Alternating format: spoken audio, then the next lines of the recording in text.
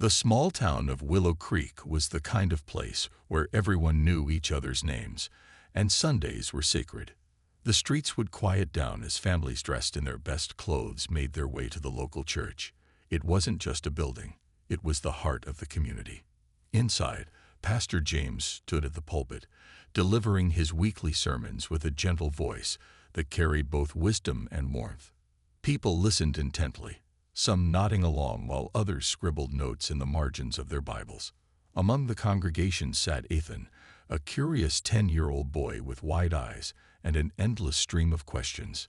He loved everything about church, the hymns, the stories, and especially the idea of God watching over everyone. His mother, Sarah, always encouraged him to ask questions and seek answers.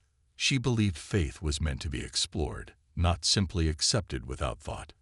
But little did she know, this particular Sunday would bring something neither of them could have anticipated. Ethan had been excited all morning. Earlier that week, he'd heard Pastor James announce that every child attending the service would receive a special Bible with their name printed on it. For days, Ethan couldn't stop talking about it. On the drive to church, he bounced in his seat, asking if they were late, if they'd missed the distribution, or if his name would really be inside. Sarah chuckled, assuring him they wouldn't miss a thing. As they walked into the church, sunlight streamed through the stained glass windows, casting colorful patterns on the wooden pews. The air smelled faintly of polished oak and fresh flowers. Ethan clutched Sarah's hand tightly, scanning the room for any sign of the promised Bibles. When the pastor finally called all the children to the front, Ethan practically ran up the aisle, grinning ear to ear. Sure enough, there it was, a small leather-bound Bible with Ethan embossed neatly on the cover. He held it close like it was treasure. But as the service continued, Ethan began to change. At first, Sarah didn't notice. She was focused on the sermon, jotting down a few thoughts in her notebook. However, when she glanced over, she saw her son sitting unusually still. His usual fidgeting had stopped, replaced by something else entirely. He stared straight ahead, his lips parted slightly as though frozen mid-thought. Even his hands trembled around the edges of his new Bible. By the time they left the church, Ethan seemed distant. Gone was the cheerful boy who had bounded out of the car earlier that morning. Now he walked beside her silently, clutching his Bible so tightly his knuckles turned white.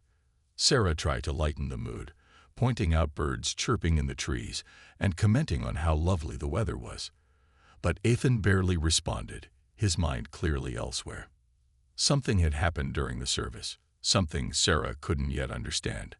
As they approached their house, she felt a growing sense of unease.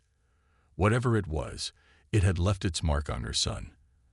And as much as she wanted to believe it was nothing more than excitement or nerves, deep down, she knew better. Something unusual had occurred in that church, and she was back at home.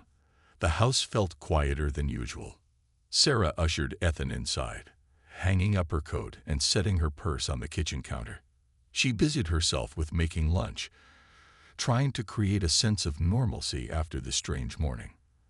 The rhythmic chopping of vegetables echoed through the room as she glanced over at Ethan, who sat slumped at the table, his Bible still clutched tightly in his hands. His wide eyes seemed fixed on something far away, like he was replaying a scene only he could see. "Ethan," Sarah finally said, breaking the silence, "you've been awfully quiet since we got back. Are you feeling okay?" He didn't respond right away. Instead, he stared down at the floor, his fingers tracing the edges of the Bible's cover.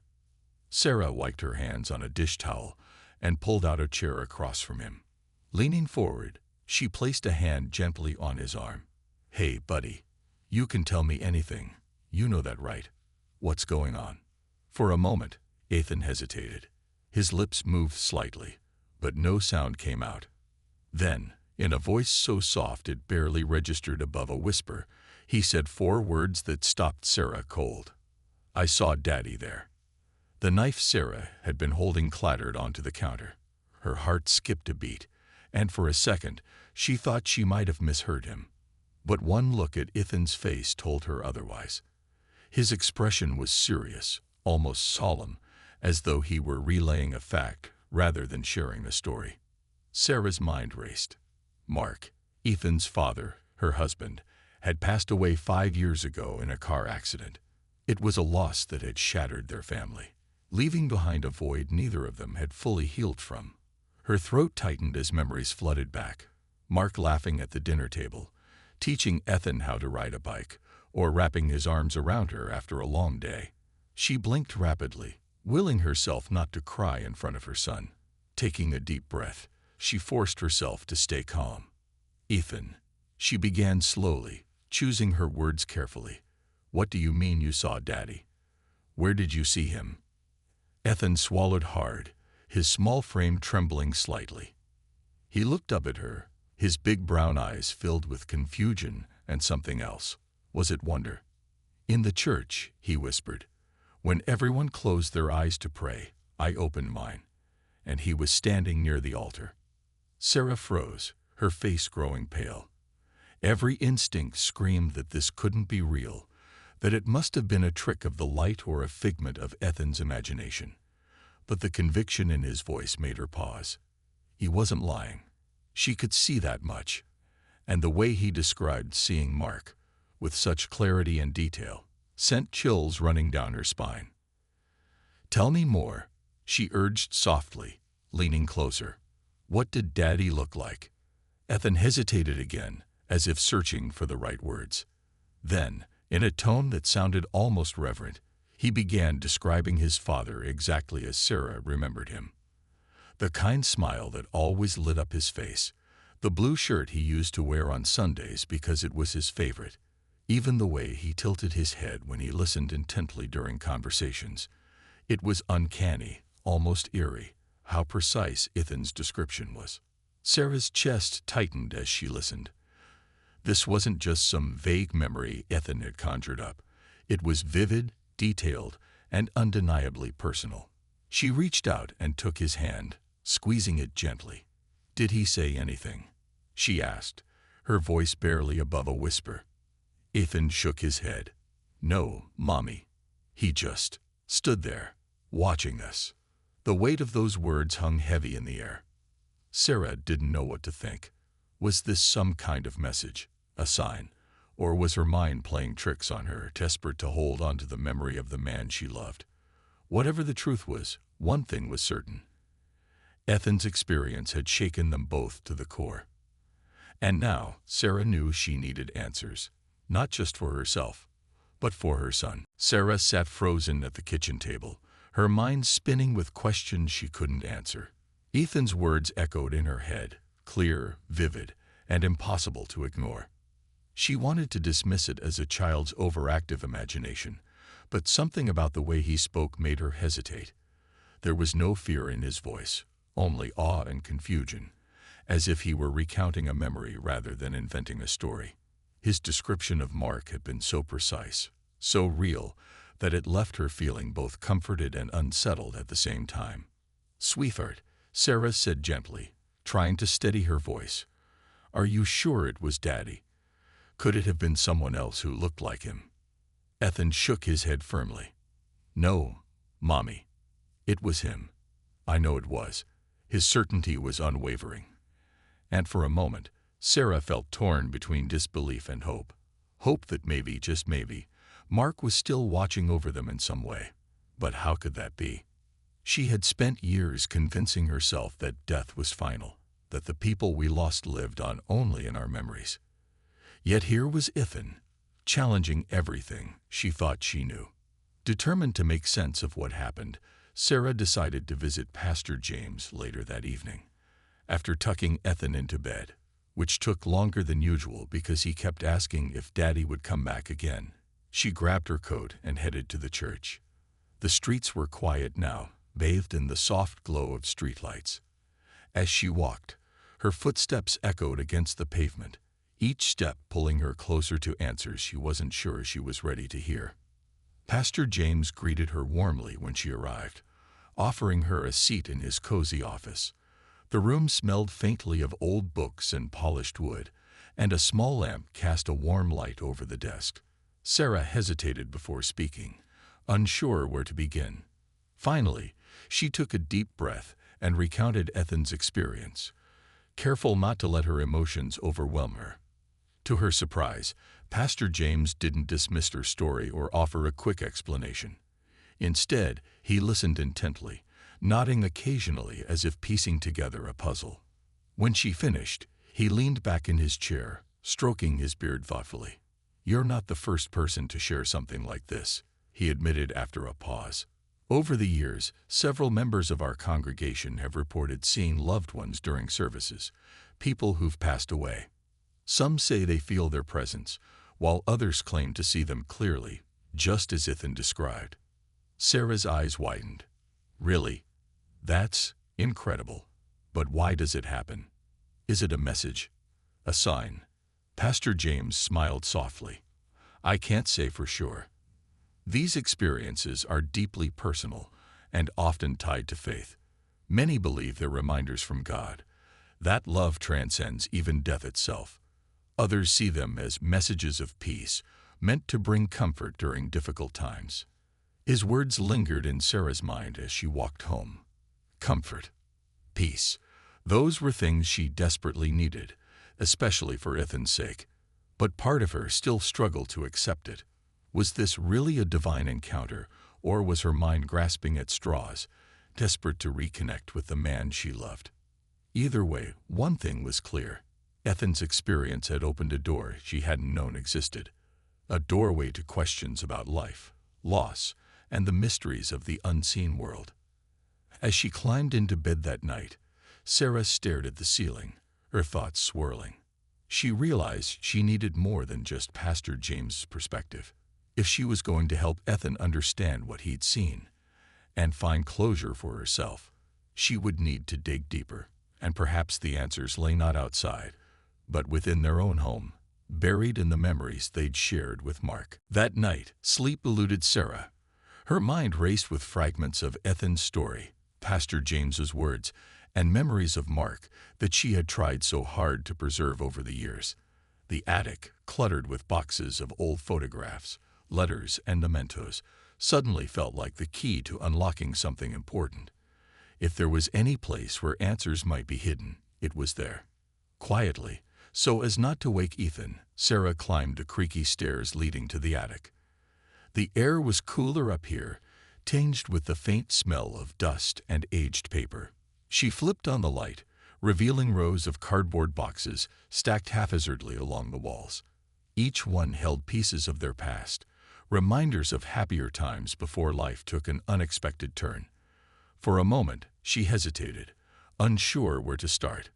Then, spotting a box labeled Mark's Things, she knelt down and began sifting through its contents. Inside, she found familiar treasures: his favorite watch, a faded baseball cap, ticket stubs from concerts they'd attended together. But it was an unassuming envelope tucked beneath a stack of papers that caught her attention. Written on the front in Mark's neat handwriting were the words, "To Ethan, when he's ready." Sarah's breath hitched. She had forgotten all about this letter. Mark must have written it shortly before the accident, during one of those rare moments when he sat quietly at the kitchen table with pen and paper. At the time, she hadn't asked what it was for. She simply assumed it was another note or doodle he often left behind. Now, holding the envelope in trembling hands, she realized its significance. Carefully, she opened it and pulled out the letter inside. It was short but heartfelt, filled with all the love and wisdom only a father could convey. "Dear Ethan, I want you to know how proud I am of you. Every day, I see glimpses of the amazing person you're becoming, and it fills me with joy. Life won't always be easy, but remember this: no matter where I am, I'll always be watching over you. Be brave, stay kind, and never stop asking questions. Love, Dad." Tears blurred Sarah's vision as she read the words aloud to herself.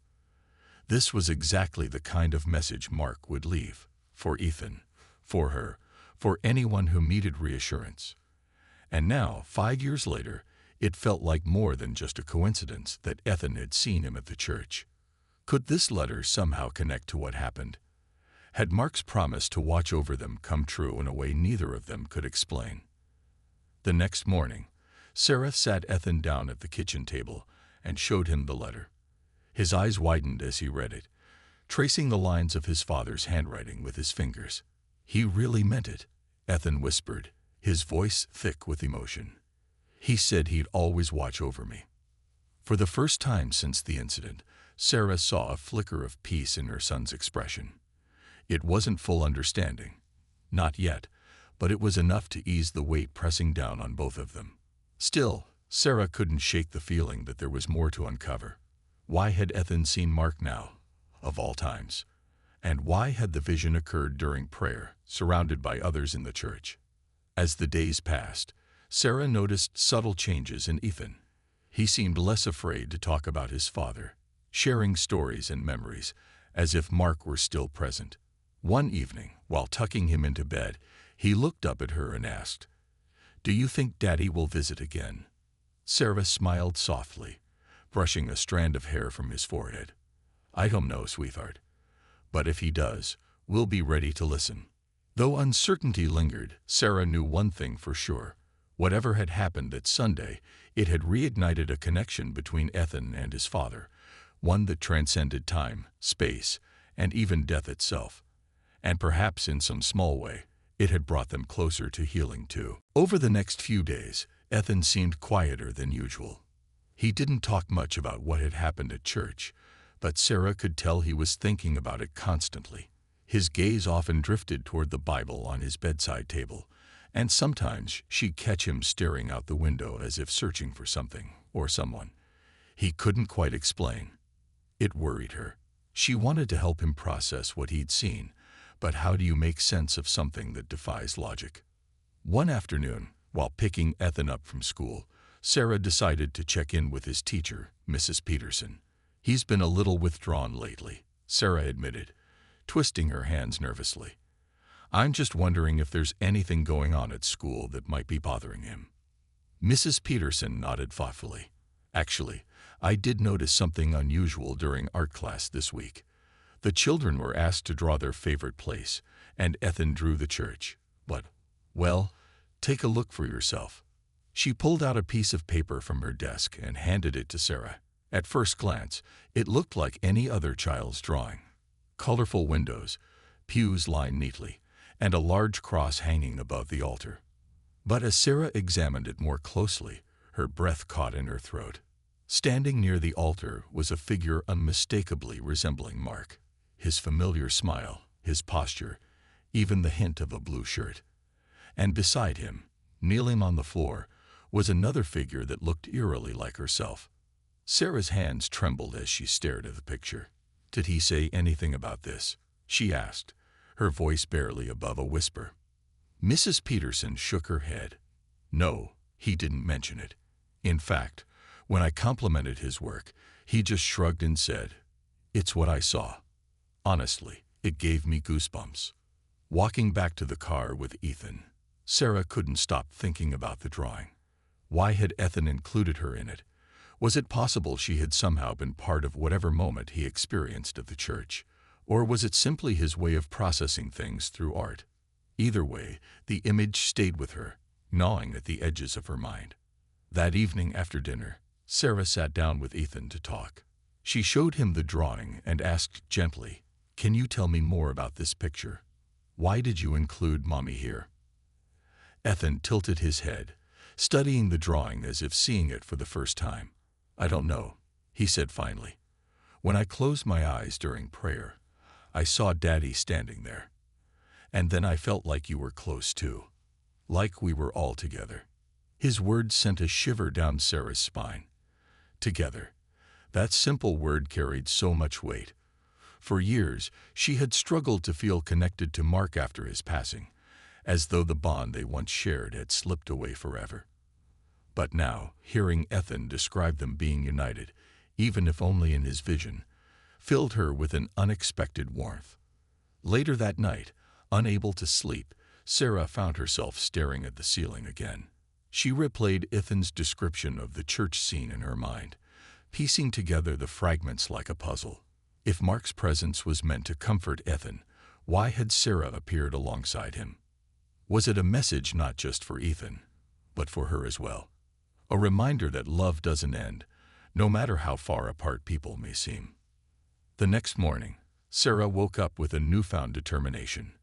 Whatever had happened that Sunday, and however impossible it seemed, it wasn't something she could dismiss or ignore anymore.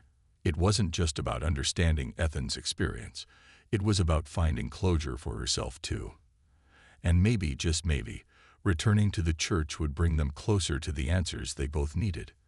As she watched Ethan eat his breakfast, humming softly to himself, Sarah made a decision. They would go back, together. Not because she expected to see Mark again, but because she owed it to her son, and to herself, to face whatever questions still lingered. After all, some mysteries aren't meant to be solved completely. Sometimes, it's enough to simply trust that love finds its way back to us, even in the most unexpected forms. The following Sunday morning arrived with a crispness in the air, the kind that made everything feel fresh and new. Sarah woke up early, her heart pounding with a mix of anticipation and unease. She had spent the entire week preparing herself, and Ethan, for their return to the church. It wasn't just about revisiting the place where Ethan claimed to have seen his father. It was about confronting the emotions tied to that moment. For Sarah, it felt like stepping into uncharted territory, where logic and faith blurred together in ways she couldn't fully understand. Ethan, on the other hand, seemed calmer than he had been in days. He dressed quietly, carefully tucking his Bible under his arm before heading downstairs. As they drove to the church, the streets were quieter than usual, bathed in the soft golden light of dawn. Ethan stared out the window, watching the trees sway gently in the breeze. "Do you think Daddy will be there again?"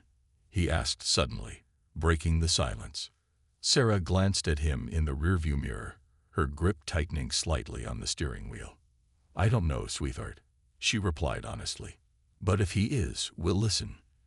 And if he's not, well, maybe we'll still feel close to him anyway." When they arrived, the church was nearly empty. Most families hadn't yet arrived, giving them a few quiet moments alone inside. The familiar scent of polished wood and faint traces of incense greeted them as they walked down the aisle. Sarah chose the same pew they had sat in the previous Sunday, the one where Ethan said he'd seen Mark. Together, they slid into the seat, Ethan clutching his Bible tightly while Sarah clasped her hands in her lap. As the service began, Pastor James delivered his sermon with the same warmth and conviction as always. But Sarah found it hard to focus. Her eyes kept darting toward the altar, searching for any sign, any flicker, that might resemble Mark. Beside her, Ethan sat perfectly still, his wide eyes fixed ahead. Every now and then, he shifted slightly, as though bracing himself for something to happen. Then came the moment when the congregation bowed their heads in prayer. Sarah closed her eyes, trying to steady her breathing. She whispered a silent plea, asking for clarity, for some kind of reassurance that what Ethan had experienced was real. Seconds ticked by, heavy with anticipation. Just as she was about to open her eyes, Ethan's small hand shot out and grabbed hers tightly. "Look, Mommy, he's here again," Ethan whispered urgently, his voice trembling with excitement. Sarah's heart raced as she opened her eyes and scanned the room. At first, she saw nothing unusual, just the stained glass windows glowing softly in the morning light, the rows of bowed heads, and the pastor standing solemnly at the pulpit. Disappointment washed over her, sharp and unexpected. Maybe she had hoped for too much. Maybe this was all beyond her ability to see or comprehend. But then, something shifted, not visually, but emotionally. A wave of calm swept over her, so powerful it took her breath away. It wasn't fear or sadness she felt. It was peace. Pure, unshakable peace. She turned to look at Ethan, whose face was lit up with wonder. Whatever he was seeing, or feeling, it was real to him. And in that moment, Sarah realized it didn't matter whether she could see Mark too. What mattered was that Ethan believed, and through his belief, she could feel the weight of his presence as well. After the service ended, Sarah and Ethan lingered in the pew, reluctant to leave. They talked quietly about what had happened, or rather, what Ethan had seen. "He smiled at me, Mommy," Ethan said, his voice filled with awe. "And he pointed to you." Sarah blinked back tears, unsure how to respond. Pointed to her. What did that mean? Was it a message, a reminder, or simply a gesture meant to reassure her that Mark was still with them, even in ways she couldn't fully grasp? Walking home later, Sarah held Ethan's hand tightly, her mind swirling with thoughts. She didn't have all the answers, and perhaps she never would. But one thing was certain: whatever had brought them back to the church that day had changed something inside her. It wasn't proof, it wasn't tangible, but it was enough. Enough to remind her that love doesn't disappear, no matter how far apart people may be. In the days that followed their return to the church, something began to shift within Sarah and Ethan. The heaviness that had lingered over them since Mark's passing seemed lighter, as though a weight they hadn't fully acknowledged was finally lifting. For Ethan, it was easier to talk about his father now. He no longer hesitated when sharing stories or asking questions about him. And for Sarah, the ache in her heart softened, replaced by a sense of quiet acceptance. One afternoon, while cleaning out the living room bookshelf, Ethan stumbled upon an old photo album tucked behind some books. His face lit up as he flipped through its pages, each one filled with pictures of happier times, family vacations, birthday celebrations, lazy weekends spent playing in the backyard. "Mommy, look," he exclaimed, holding up a picture of Mark teaching him how to ride a bike. "Remember this?" Sarah smiled, sitting down beside him on the floor. "Of course I do," she said softly. "That was such a big day for you. You were so proud when you didn't fall off." Ethan giggled, tracing the image with his finger. "Daddy held onto the back of the bike for so long, but then he let go, and I didn't even notice." They spent hours going through the album together, laughing and reminiscing about moments they hadn't talked about in years. It felt good, not painful, like Sarah had feared it might be. Instead, it was healing. As they turned the pages, she realized how much of Mark still lived on in their everyday lives. His humor, his kindness, his patience, it was all woven into who they were becoming. Encouraged by these conversations, Sarah decided it was time to visit Mark's gravesite. She hadn't been there in months, not because she didn't care, but because it always felt too difficult. This time, however, she wanted to bring Ethan along. She hoped it would help him say goodbye in his own way, and maybe give her a chance to find closure too. The cemetery was peaceful, the air crisp and cool beneath a cloudless sky. They walked hand in hand until they reached the familiar headstone, etched with Mark's name and dates. Ethan knelt down, placing the small bouquet of wildflowers they had picked on the way. "Hi, Daddy," he said quietly. "I miss you." Sarah watched, tears streaming silently down her cheeks, as Ethan began talking to the grave as if Mark could hear every word. He told him about school, about the new Bible he'd received at church, and even about the drawing he'd made during art class. Then, after a pause, he added, "Thank you for visiting me at church.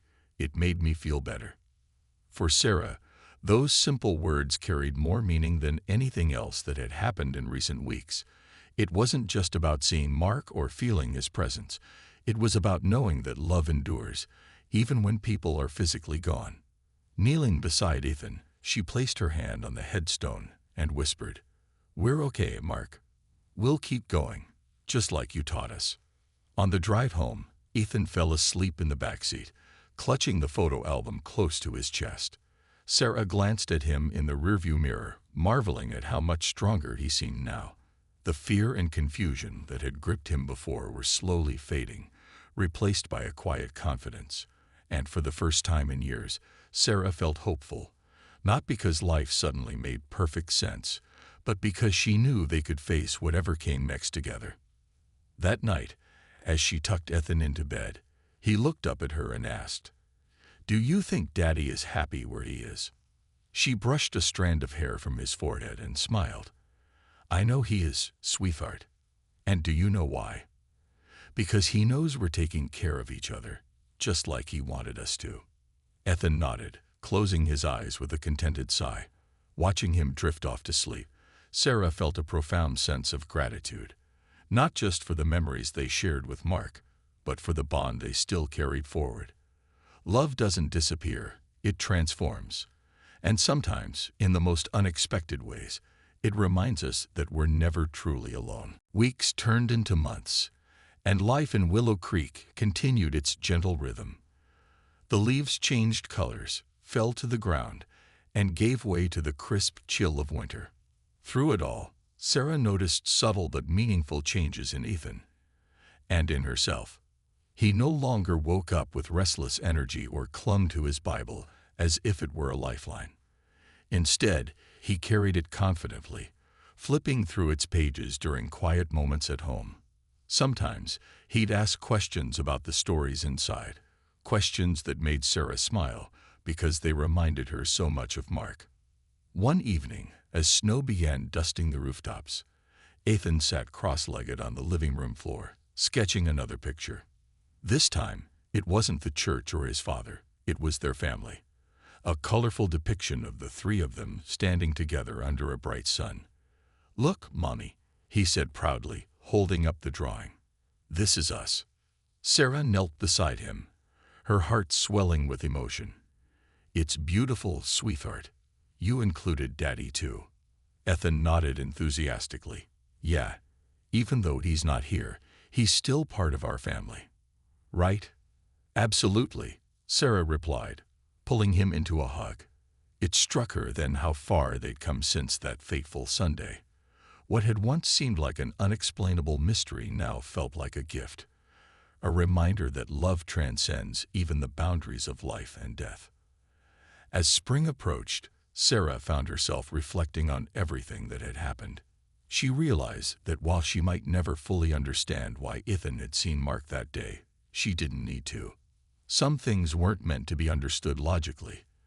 They were meant to be felt deeply, trusted instinctively. And what Ethan experienced had done exactly that. It had reignited their connection to Mark in a way neither of them could have anticipated. On a sunny Saturday morning, Sarah decided to take Ethan back to the cemetery. They hadn't been there since their last visit, and she thought it would be nice to bring fresh flowers this time. As they walked among the rows of headstones, Ethan spotted theirs easily. He ran ahead, placing the bouquet carefully at the base before turning to Sarah with a grin. "I told Daddy we're doing okay," he announced matter-of-factly. Sarah laughed softly, kneeling beside him. "That's good, Ethan. I think he already knows." For the first time in years, visiting Mark's grave didn't feel heavy or sad. Instead, it felt like coming full circle, a chance to honor his memory while celebrating the lives they were building without him. Together, they sat quietly for a while, listening to the birds chirp and the wind rustle through the trees. It was peaceful, grounding, a moment of pure presence. Later that day, as they drove home, Ethan asked, "Mommy, do you think Daddy watches over other people too? Like Pastor James said?" Sarah thought for a moment before answering. "I think so," she said finally. "If anyone could watch over everyone, it would be your daddy. He always cared so much about others."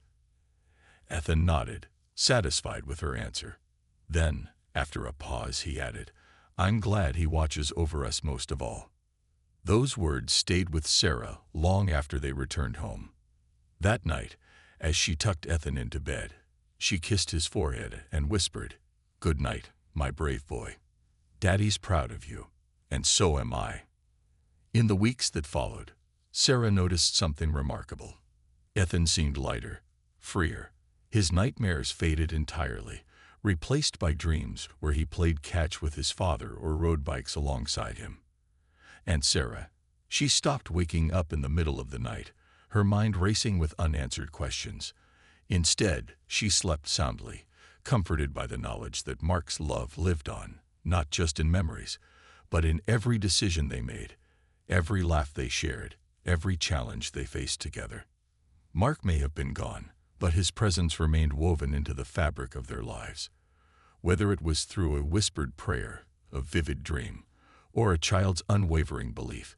He was still with them, in spirit, in memory, and in the endless power of love. And as Sarah looked out the window one evening, watching Ethan chase fireflies in the backyard, she realized something profound. Grief doesn't disappear, it transforms. It becomes strength, resilience, and hope. A reminder that even in loss, there is light. And sometimes that light shines brightest when we least expect it.